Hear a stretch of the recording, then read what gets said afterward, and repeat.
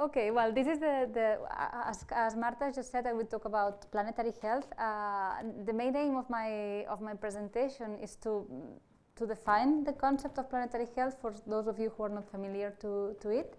And to do that, I will start by a brief introduction on the relationship between the environment in which we live and health.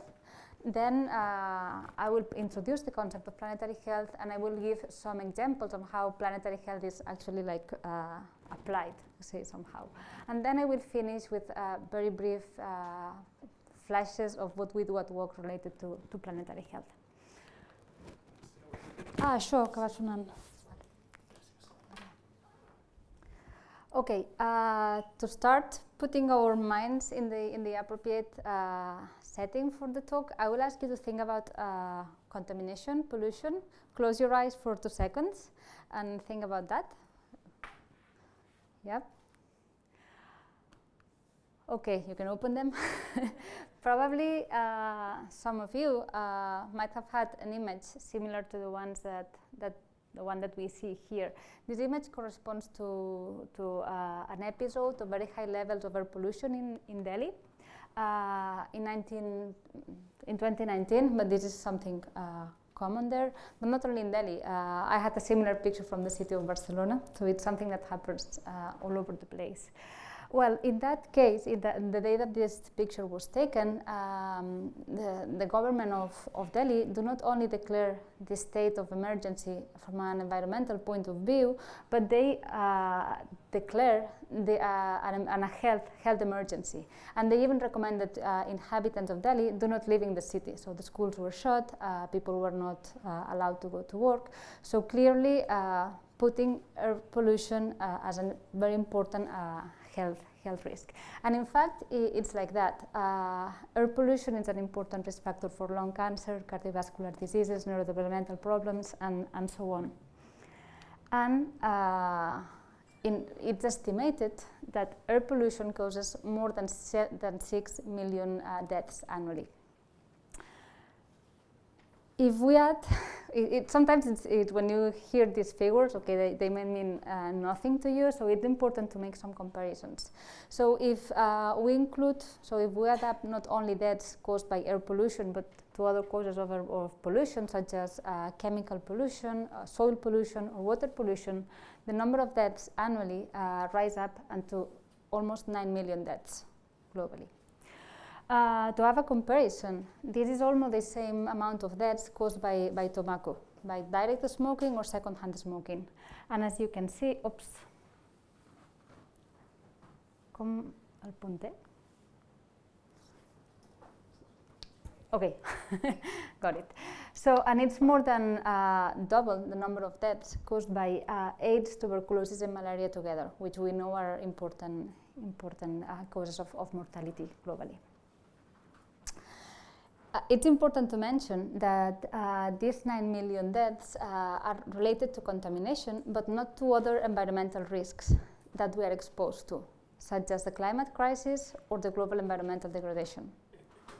If we add up these figures here, the number of people that dies annually given to unhealthy environments would be much more higher. And not only people who die, but people who live with disease. Why don't we have these figures? Well, basically because as it's relatively simple to estimate the number of deaths caused by contamination, it's much more difficult to estimate the number of people who die for complex exposures such as climate change or loss of biodiversity. I won't extend on that, just very briefly comment that the links between climate change and health are super diverse, and some of them difficult to establish.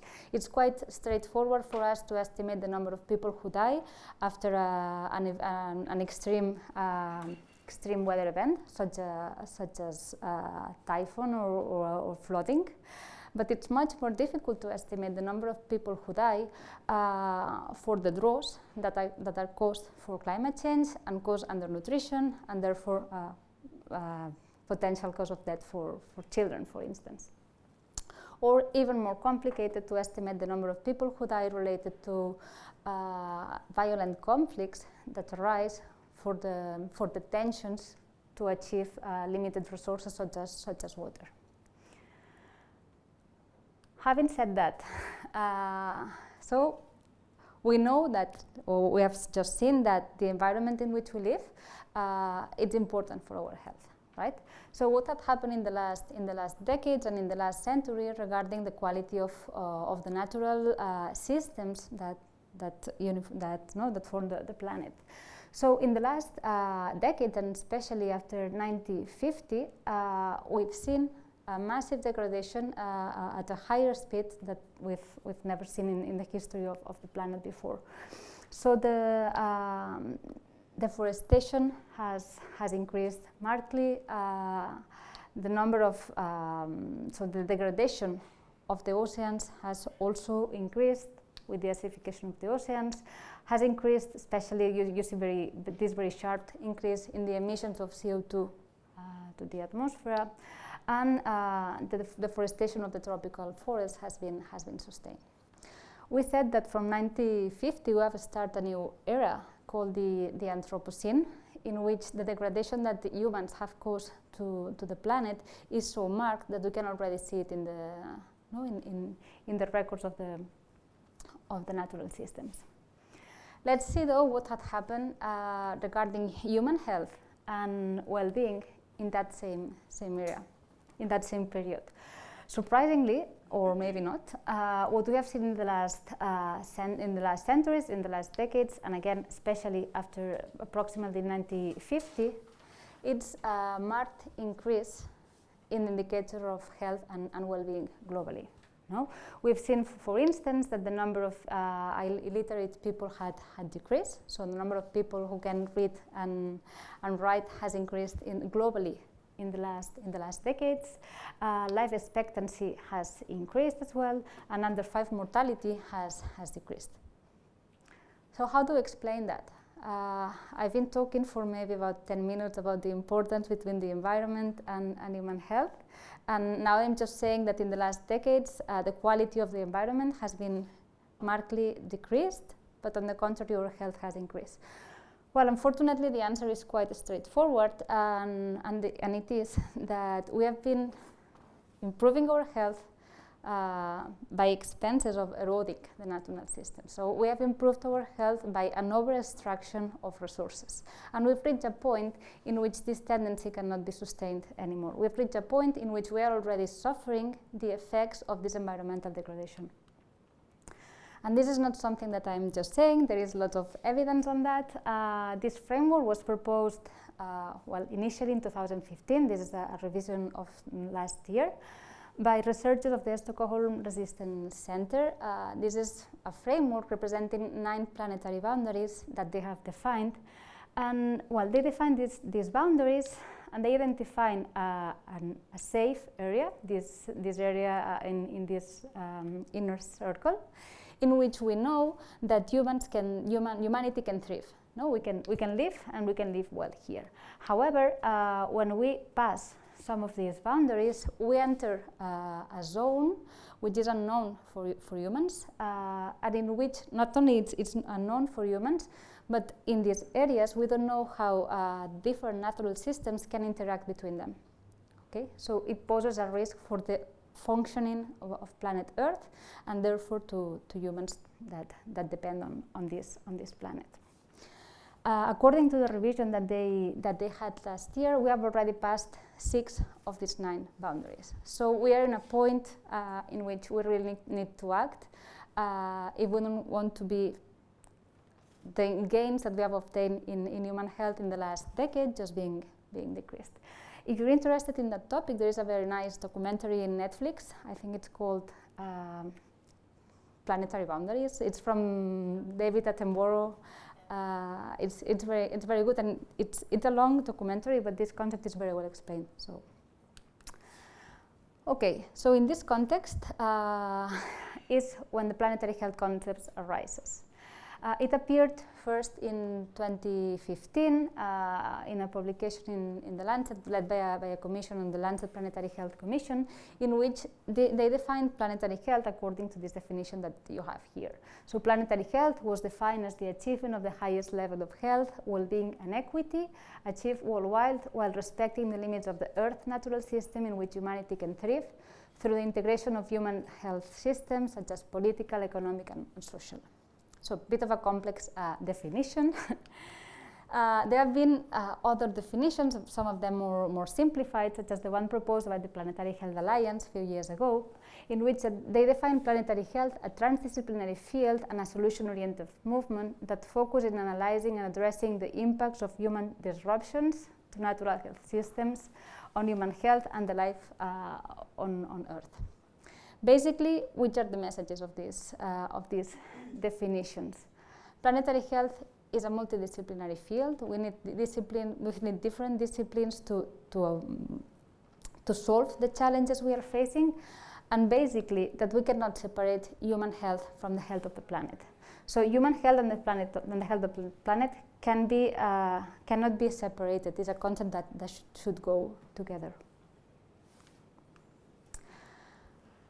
This definition, maybe it's a bit abstract to you if it's the first time that you get in contact with this concept. So that's why I think sometimes it's useful to put some examples. And well, we epidemiologists like a lot the 2x2 tables. So this is a 2x2 table to exemplify how planetary health is. It's at a rat. It goes down to Earth. So in here we have actions, policies that are good for human health, and here actions, policies that are good for the planet. No? So I'm going to be driving you through different examples. Let's start by the clear one, something that is bad for human health and bad for the planet. So smoking, for instance. I'm sure I don't need to spend not even 30 seconds talking about the negative effects that smoking has for our health, but maybe it's not that well known that tobacco and tobacco production has a devastating effect on the environment. It's one of the first causes of deforestation, and it's among one of the most environmentally destructive agricultural practices, especially in low and middle income countries. I'm just saying that by heart, but I think the number of liters of water to produce just a single cigarette are above 7 liters of water. So just keep that in mind. Let's talk about an example of something that is good for human health and bad for the environment. And this is when things start getting a bit more complicated. For instance, health systems, right? Again, there's no need for me to talk about the benefits that health systems have for human health, so I won't go into that. But it's important to keep in mind that health systems, in the current way as they are organized, they have an important environmental fingerprint impact. So it's estimated that between 1 and 5% of the global emissions are attributed to health systems. It varies a lot depending on the country and depending on the measure that we are considering. But if we look, for instance, greenhouse emissions, it's above 5%. Okay. What's the meaning of that? What do we have to do? Do we have to close health systems? No, we need to do it better. No, linking to what Karma was saying, we need to think in a different way. So health systems are important. Health systems are good for our health, but we need to make health systems to be good as well for the planet, and therefore good for planetary health. Okay, let's look now for an example of something good for human health and good for the planet. So that, like the paradigm of planetary health, no? What is good for both. And an example of that are plant-based diets. Well, these figures can be a bit dense, so we will going to be just going through the first columns. Here we have avoided number of deaths globally, according to 3 different diets. The first one, assuming a scenario based on global guidelines of healthy eating and energy intake. Second, a vegetarian food diet, and third, vegan. And we see that the number of deaths avoided would be higher if vegan diets were adopted globally. let's see what happened when we look at changes in green gases emissions. So again, when we compare the emissions that could be avoided by the adoption of these 3 different diets, we see that the benefit would be higher for the adoption of vegan diets. Okay, so a clear example of an action that is aligned to planetary health. Unfortunately, we have not found yet a good example of something that is good for human health and, bad for human health and good for the planet. Probably this is given to our anthropocentric point of view. At the beginning, we were thinking about the confinement, no? At the beginning of the confinement, that we saw a reduction in the emissions and so on, and clearly that was a negative situation for human health. But well, nowadays that confinement seems to be so long ago, we don't have a good example for that. No, vaig bé?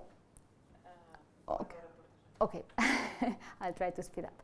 Well, just to start closing the presentation, I really want to comment which are the challenges of the Anthropocene. No? So, okay, we have defined planetary health. We have seen how which should be the thinking when thinking about policies aligned to planetary health, but which are the main areas in which planetary health focuses or needs to put their efforts. So these are basically the challenges that have been identified for the Anthropocene, and therefore areas that are relevant for planetary health. Well, obviously the climate crisis, biodiversity loss, land use change, water scarcity, environmental contamination, food security, and urbanization.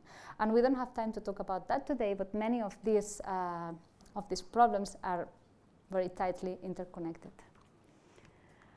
And this is one of the characteristics of planetary health. I start saying that planetary health is multidisciplinary in a very broad sense of the word, so interdisciplinary, multidisciplinary, and transdisciplinary field. It's complex and it carries a lot of uncertainty. Earth systems are heavily interconnected between them, and we don't know how the effect on one Earth system might have in health. So we need to learn to navigate and to work with complexity and uncertainty. And of course, we need to act with urgency. A few years ago, I'm not sure if it was 1 or 2 years ago, WHO stated that climate crisis is one of the main, it's the main risk that humanity is faced in the current century. So we clearly need to act. And what do we do at WOC to act in that sense? So the first thing that we did at WOC related to planetary health was the launch of a Masters on Planetary Health in October 2021. To our knowledge, it's the first master in this area, but it's true that it's a growing interest on education on planetary health, and we are already aware of many masters and undergraduates starting soon on planetary health. So clearly an area on expansion. I don't want to go much into the details of the master program. If you are interested on that, I'm more than happy to give you all the information. Just very briefly comment that the master is organized in 3 thematic blocks. One in which we defined the concept of planetary health, and we give the students the basic training of the disciplines that are mainly related to planetary health. So earth sciences, climate sciences, human sciences, political sciences, economics, so a bit of gasps on the frameworks and basic methods of these disciplines. In the second block of the masters, students focus on the challenges that I just presented, so climate change, food system, biodiversity loss, and so on. And then they finish with a third block in which they apply all the knowledge they have acquired into subjects entirely focused to research, so the final project, and in a subject that we called in transformative change and integrative solutions, in which they are trained to transform theoretical knowledge in policies and actions to foster social change. Well, this is the profile of students we have so far. but I don't want to bore you with that. And regarding this research, these are the three current research lines in which we are working in the planetary health area. So basically, and very rapidly, the relationship between natural spaces and biodiversity and health, with an important focus on equity. Second, the relationship between high temperatures and health, especially in workers. If it's a population who are heavily exposed to this threat. And third, we work on studying the effects of contamination related to extractive industries and the effect of population who live near these areas, especially working with indigenous peoples. And well, that's it. If you want more information about the masters or any other thing, or any other question about planetary health, I'm happy to be in contact.